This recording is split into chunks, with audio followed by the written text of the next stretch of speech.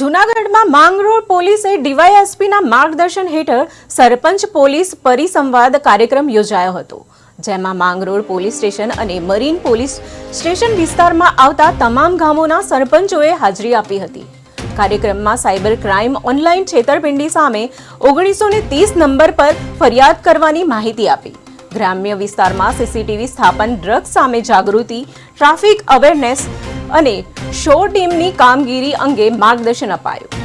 ગ્રામ સુરક્ષા વચ્ચે સરપંચ અને પોલીસ વચ્ચે મજબૂત સંકલન અંગે ચર્ચા પણ થઈ હતી.